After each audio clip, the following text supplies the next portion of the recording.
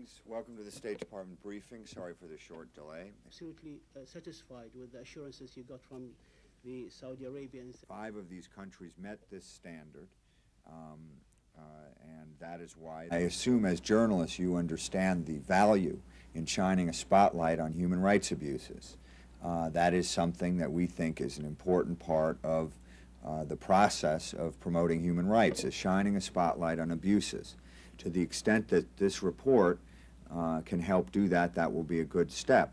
To the extent that some of these countries, and it's not true with all of them, are already so cut off that there's nothing further we can cut off, that doesn't mean we shouldn't identify them as countries that are violating religious freedom just because we don't have ties with them.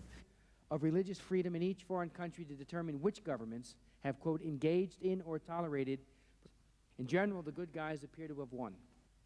Despite these important victories, so today's hearing is living proof that the United States has taken some important steps toward helping millions of people around the world who are persecuted simply because they are people of faith. Unfortunately, we still have a long way to go.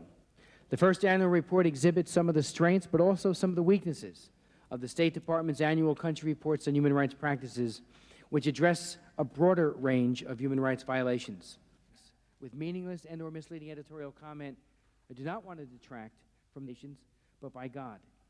And people who are secure in their relationship with God do. Besides the mandate to provide detailed information with respect to religious freedom around the world, the International Religious Freedom Act also requires the President or his designees, in this case the Secretary of State, to determine which countries should be designated as countries of particular concern. I'm informed that the list is made up of Burma, People's Republic of China, Sudan, Iran, Iraq, and the Taliban in Afghanistan. For today's hearing. Unfortunately, however, the list designates only 5 countries. I'd like to, since I do have to leave, thank you for holding this hearing and also submit a few questions for the record.